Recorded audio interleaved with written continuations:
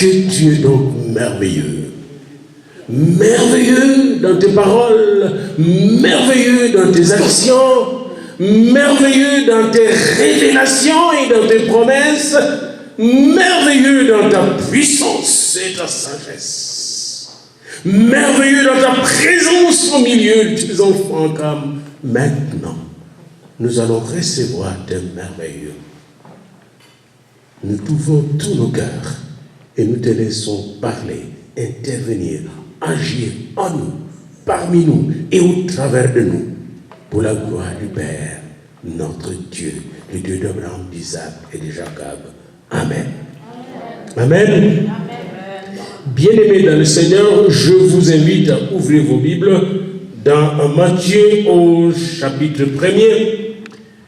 Et nous voulons revenir toujours sur ce thème merveilleux que les anges qui interviennent dans l'histoire du salut et même dans l'histoire d'Israël de l'Église, les anges ont toujours été présents en action. Là où est Dieu, il y a ses anges. Alléluia. Matthieu chapitre 1, à partir du verset 18 jusqu'à 25.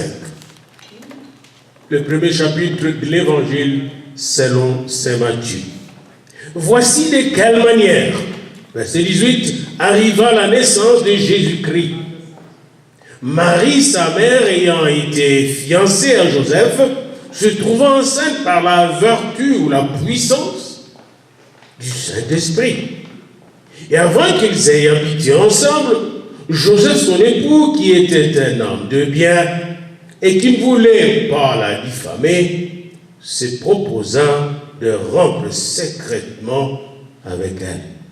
Comme il y pensait, alors qu'il dormait, en attendant le prochain jour pour prendre la décision fatale, voici un ange du Seigneur lui apparut en songe. L'ange peut apparaître en songe comme il peut apparaître comme chez la Vierge Marie pendant que tu es debout ou en train de prier ou en train de faire la cuisine ou de travailler. Voici qu'un ange du Seigneur, exactement comme dans l'Ancien Testament, un ange du Seigneur, le Seigneur, lui apparut en songe et dit, Joseph, fils de David, ne crains pas de prendre Marie avec toi, ta femme. Ne crains pas de prendre avec toi Marie, ta femme, car l'enfant qu'elle a conçu vient du Saint-Esprit. Elle enfantera un fils, et tu lui donneras le nom de Jésus. C'est lui qui sauvera son peuple de ses péchés. Parole du Seigneur. Tout cela arrivant afin que s'accomplisse ce que le Seigneur avait annoncé par le prophète. Voici la Vierge sera enceinte, elle enfantera un enfant et on lui donnera le nom d'Emmanuel. Ce qui signifie Dieu, Dieu avec nous. Joseph s'étant réveillé et fit ce que l'ange du Seigneur lui avait ordonné. Et il prit sa femme avec lui, mais il ne la connut point jusqu'à ce qu'elle ait enfanté un fils auquel il donna le nom de Yeshua, Yahvé, qui sauve. Alléluia. C'est la parole du Seigneur. Amen. Rendons grâce à Dieu de tous, de tout notre cœur, en écoutant cette parole puissante et merveilleuse. Amen. N'est-ce pas que Dieu est merveilleux? Et j'aime toujours cette parole, la parole du Seigneur, parce qu'elle est puissante, car elle nous pénètre, elle nous transforme, elle nous transfigure même à l'image de notre Seigneur. Méditons-la sérieusement. Et retournons d'abord à cette parole que nous venons de lire. Joseph vient d'entendre que sa fiancée officielle, et chez les Juifs, quand on est fiancé officiellement, on est déjà marié, sauf les relations conjugales qu'on ne peut pas consommer, on est déjà marié, on est déjà occupé. Comme chez nous, on appelle ça kangalopango, fermer la clôture. Chez nous, quand vous vous fiancez, la clôture est fermée. Et notre personne ne peut plus entrer dans cette clôture parce que nous sommes un peu comme les Juifs. Nous aussi, peut-être qu'on est des Juifs noirs descendant d'eux, probablement, parce qu'il y a beaucoup d'études là-dessus. Il y a beaucoup de choses que nous appliquons qui sont exactement comme chez les Juifs. Donc Joseph était fiancé à Marie, c'est la première étape décisive du mariage, quand on se prononce, quand on va se marier avec la fille, on se présente dans la famille, ça vient de finir. Comme un peu dernièrement, notre frère pratique, je pense, s'est déjà prononcé aux parents de Rachel pour lui dire, je veux te prendre en mariage. Dès que tu dis comme ça vient de finir, des symboles qu'on pose, et après avoir posé ces symboles, ça vient de finir, vous ne vous appartenez plus à vous-même. Vous commencez à former une même maison qui sera façonnée le jour du mariage, et là vous allez consommer vos restes. Donc Joseph était fiancé officiellement à cette jeune fille qui est Marie, qui avait probablement 18 ans, peut-être 15, 16 ans, en ce moment-là. Et exactement comme ma mère, quand elle s'est fiancée à mon père, elle avait 15 à 17 ans, quand même disait, elle était une très belle femme, et elle était engagée pour toujours. Donc Joseph est avec cette femme, et apprend de cette femme qu'il est en grossesse. Waouh! Tu es en grossesse? Alors je propose de rompre secrètement avec Marie, parce qu'elle aimait Marie et connaissait la famille. Elle dit, je vais rompre secrètement. Si je le fais publiquement, on va la lapider. Je vais le faire secrètement. Parce que dans la loi, c'est de l'adultère. Elle doit être lapidée. Et donc, elle se propose de rompre. Mais il va dormir après cette proposition, cette décision. Comme on dit chez nous, la nuit est conseillère. Il va dormir. Et pendant qu'il dort, il y a une visite. Un ange lui apparaît en songe. Et c'est que nous voulons méditer ensemble. Et Joseph, écoute, cet ange l'appelait Joseph, fils de David. Il faut relire tout Matthieu, chapitre 1er. Le chapitre 1er de Matthieu, vous allez voir que Jésus-Christ se présente et présenté comme fils de David, fils d'Abraham. Et là, on rappelle à Joseph qui est-il? Fils de David. Autrement dit, hey, Joseph, tu es royal, de sang royal. Tu es de sang royal. Pour ceux qui nous connaissent, vous qui connaissez la République, vous ne connaissez pas le sang royal. Nous venons du royaume du Congo. Et mon père est vraiment descendant de familles princières. Et nous avons des terres que nous n'achetons pas. Les gens qui viennent cultiver payent à nous autres la Bible de ces champs-là. Donc, quand j'arrive là-bas, là où vous me voyez comme ça, mais quand j'arrive dans mon village, dans ma terre, eh bien, il y a des canons qui sortent. Boum, boum, des fusils. Parce que le prince est arrivé, comme les ducs de Monaco. Hein? D'ailleurs, mes terres sont plus grandes que les terres de Monaco.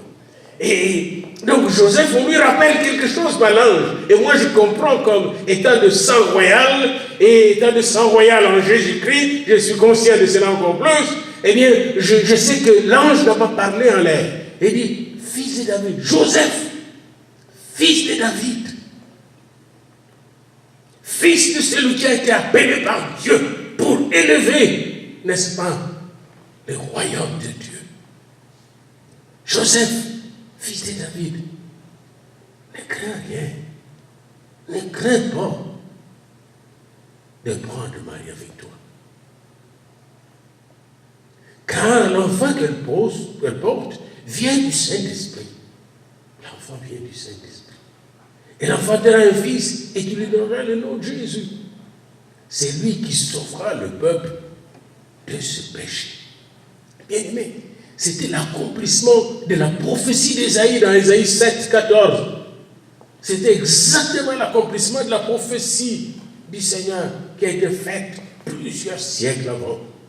Yeshua lui-même, comme il est dit dans 2 Corinthiens 1, 20, il est l'accomplissement de toutes les promesses de Dieu pour vous, aujourd'hui, demain et éternellement. Ce que Dieu dit en Jésus pour toi est Amen. Ça va s'accomplir. Quand il dit je suis l'Éternel qui te guérit, il va l'accomplir.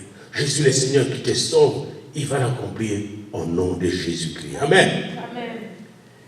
Eh bien, Joseph ne savait pas ça. Avant l'apparition de l'ange, Joseph avait même ignoré son identité.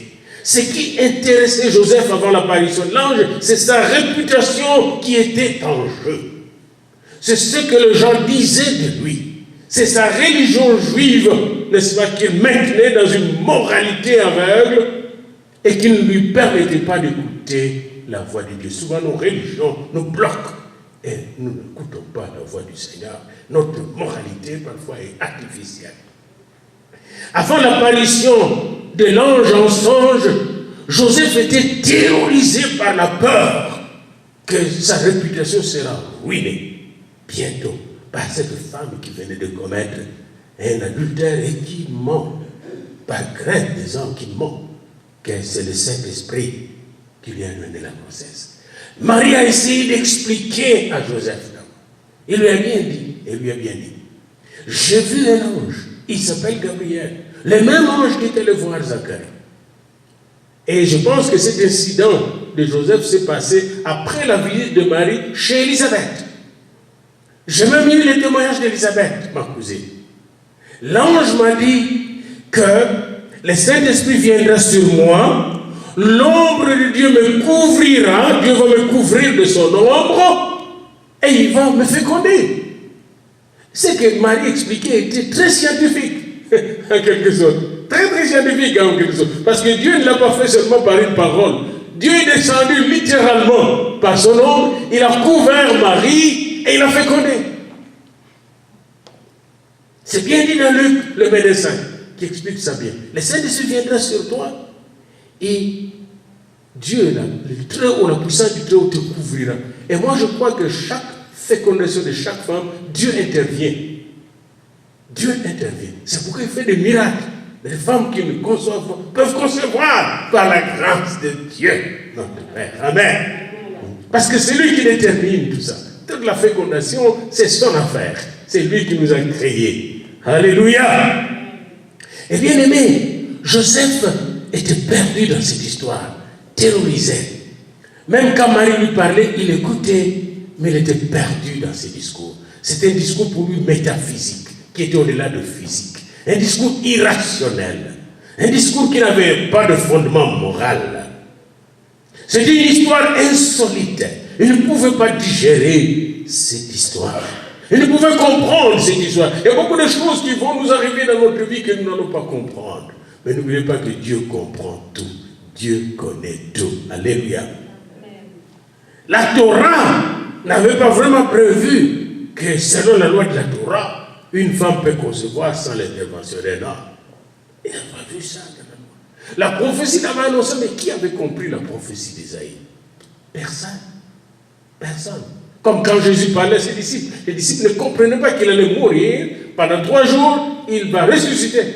Même jusqu'à maintenant, beaucoup de gens ne comprennent pas qu'est-ce qu'il est allé faire dans le séjour des morts. Quand il dit dans l'Apocalypse qu'il a les clés de la mort et du séjour des morts, qui comprend cela?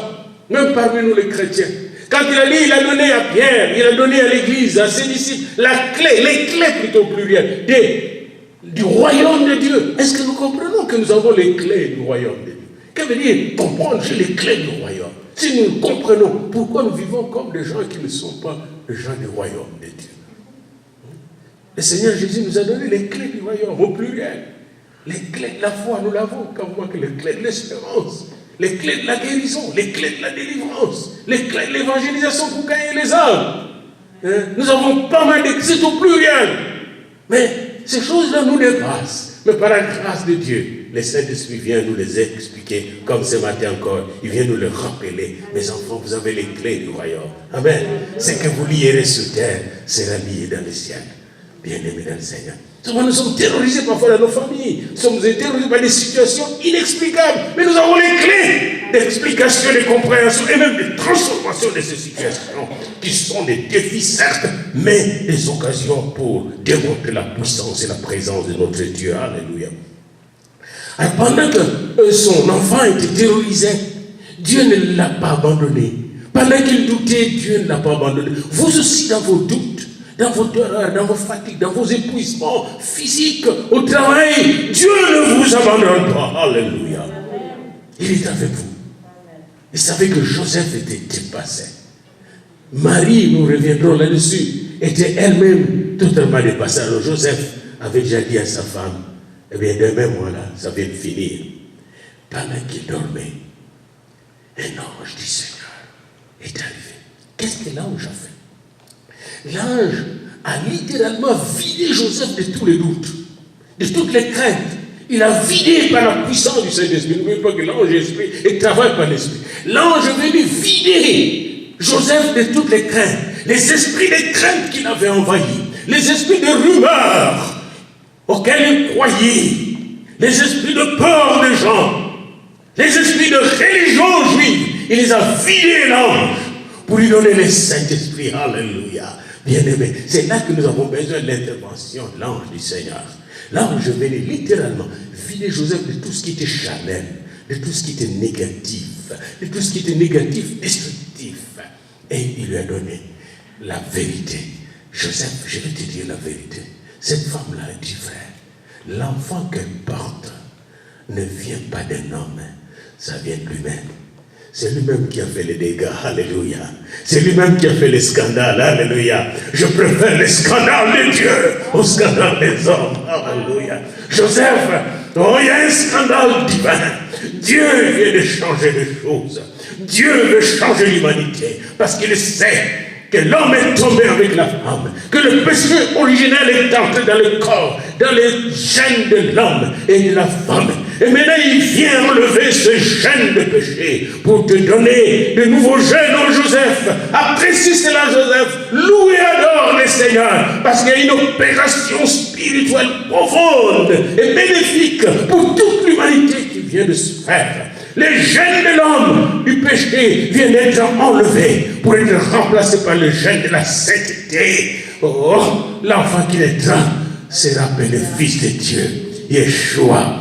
Le péché de ton peuple sera arraché par cet enfant-là. Oh, merci Seigneur. Et c'est grâce à cet enfant que je suis ici. Venant des forêts de l'Afrique, nous nous rencontrons ici. Vous venez de la neige et moi de la forêt. Et nous devenons des frères et des sœurs. C'est pourquoi ma sœur Monique, je l'appelle toujours ma grande sœur qui est née dans l'hiver. Et moi, dans l'été de l'Afrique.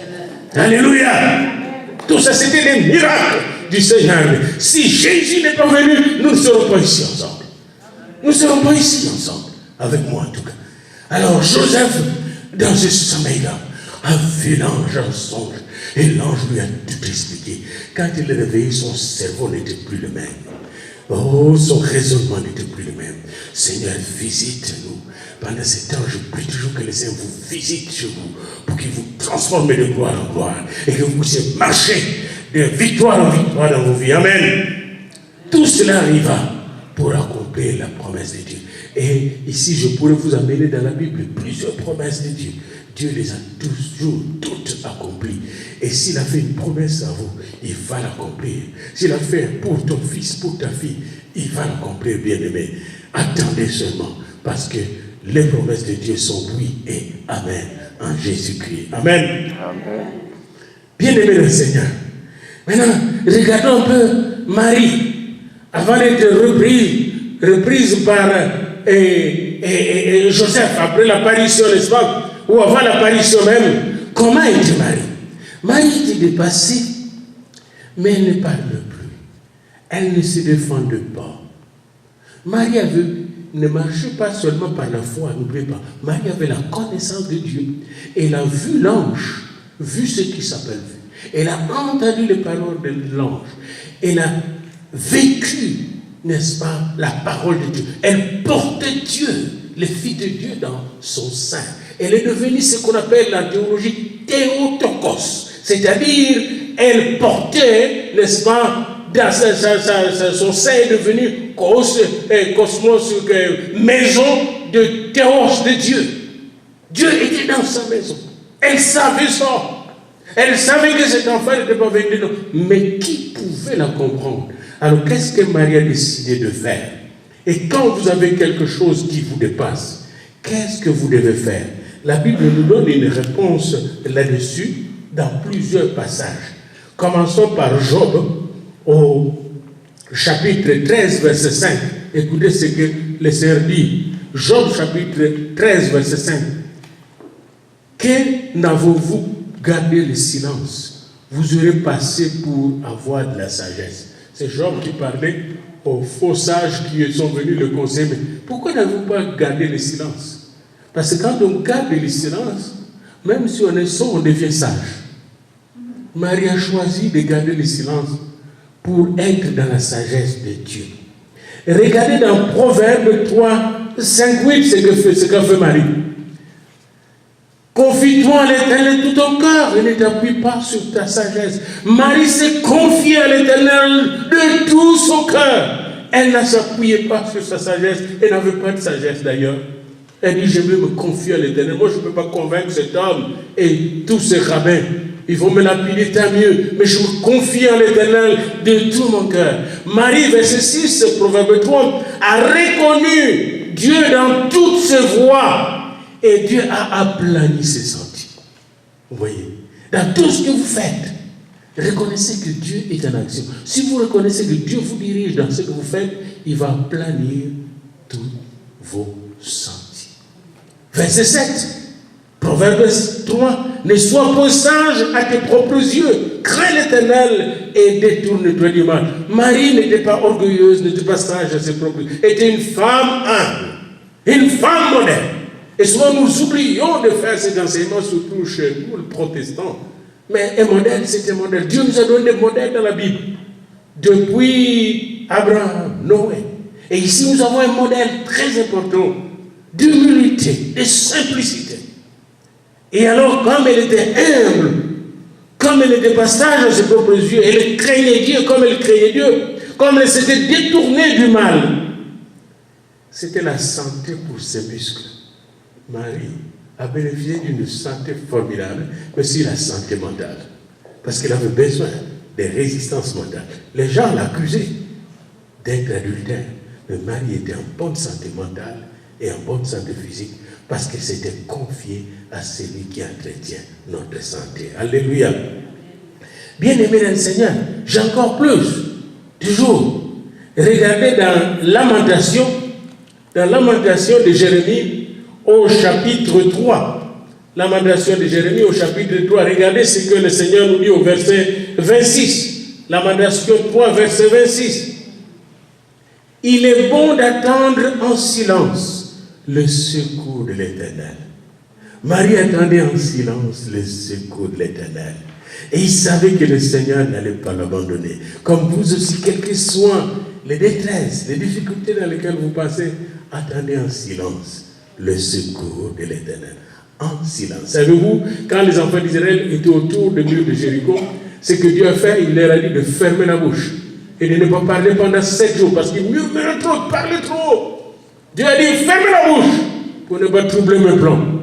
Plus vous fermez la bouche, plus vous laissez Dieu parler. Amen. Et Dieu sait Dieu agit. Un jour, je priais au Seigneur, j'ai dit Seigneur, pourquoi tu ne me parles pas? Puis vraiment, c'est comme si la pensée du Seigneur est arrivée dans mon cœur. Lamentation, chapitre 3, s'il vous plaît, pour ceux qui cherchent. Lamentation, chapitre 3, verset 26.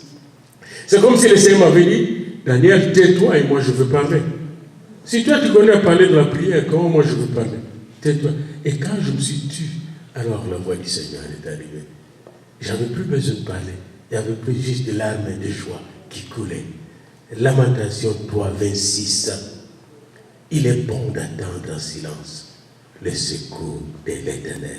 Et enfin, je vous invite à aller dans Habakkuk, verset 20 du chapitre 3, Habakkuk, verset 20 du chapitre 3,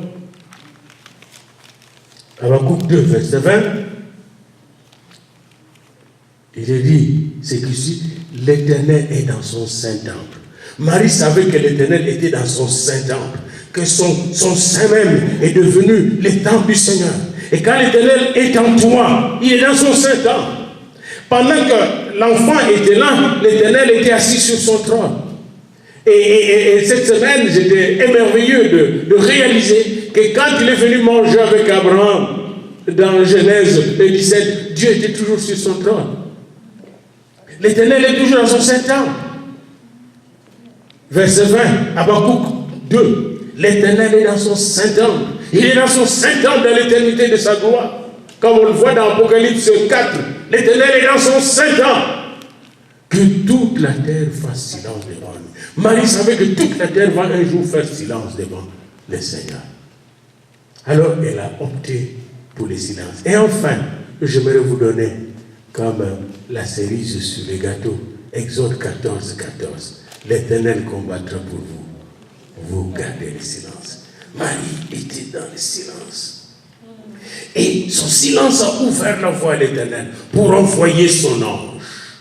Voulez-vous que les anges vous visitent dans vos maisons pendant cette période où nous méditons sur la nativité de Jésus? Parce que quand vous parlez de Jésus, vous parlez aussi des anges. Jésus ne vient jamais seul. Avant de venir dans ce monde, il a envoyé ses anges, dont Gabriel. Et pendant qu'il vivait sur la terre, la tentation, quand vous allez les anges le servaient. Au tombeau, lors de la résurrection de Jésus, les anges étaient là. Un ange a rencontré, n'est-ce pas, les femmes qui sont allées au tombeau. C'est un ange qui a renversé la pierre qui était à la porte, à l'entrée du tombeau de Jésus, qui s'est assis sur cette pierre en disant: ô mort, où est ta victoire? Bien-aimé dans le Seigneur, vous êtes en Christ, Christ est en vous, mais les anges de Dieu sont autour de vous. Ils campent autour de ceux qui les craignent pour les arracher du danger. Marie, dans le silence, a invité des anges, sans le savoir ni le vouloir. Elle n'a pas prié pour que les anges viennent, mais son silence, son calme, sa confiance en Dieu a fait que quand Joseph est allé se coucher, l'ange est arrivé. Il n'y a qu'un ange de Dieu qui pouvait arranger cette situation. Le rabbin ne pouvait rien faire. Le docteur de la loi de ce moment-là ne pouvait rien faire. Le chef de famille des Juifs et de Judas ne pouvait rien faire. C'est une affaire qui relevait du trône de Dieu. Bien aimé, il y a beaucoup de problèmes que vous avez, il n'y a que Dieu qui peut les trancher. Amen. Et c'est pourquoi la Bible dit: si Dieu est pour nous, qui sera contre nous? Lèvons-nous pour prier le Seigneur. Alléluia. Alléluia. Alléluia. Alléluia. Alléluia. Oui, Seigneur. Merci parce que tu es ici présent. Et merci parce que tu veux toucher chacun de nous. Chacun de nous. Dans sa situation. Dans son histoire. Comme tu as touché Marie dans son histoire. Tu as touché Joseph dans son histoire. Et au travers de Joseph et de Marie, tu nous as touchés tous dans notre histoire. Particulièrement et comme communauté. Et en tant qu'Église de Dieu, tu veux nous toucher aujourd'hui en ce lieu. Tu veux particulièrement envoyer ton ange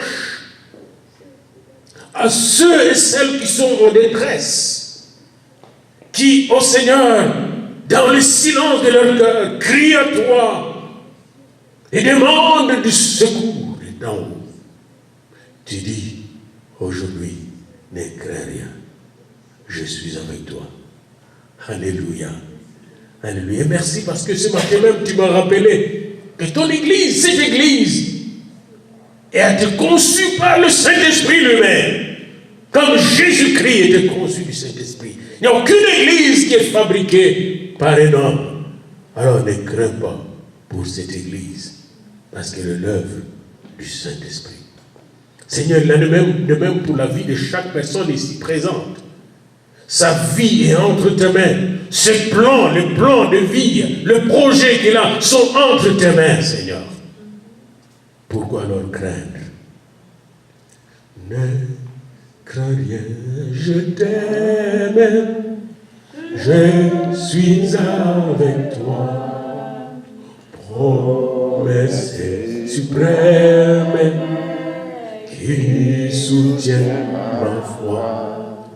La sombre vallée n'a plus de terreur. La main consolée, je marche avec mon sauveur. Non, jamais, non, jamais tout seul. Non, jamais tout seul. Jésus, mon sauveur, me garde. Jamais ne me laisse seul.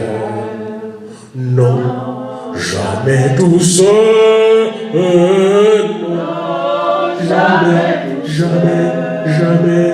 Jésus, mon sauveur, me garde. Ces anges sont toujours avec moi. Je ne suis jamais tout seul. Une armée d'anges, des milliards d'anges sont à notre disposition.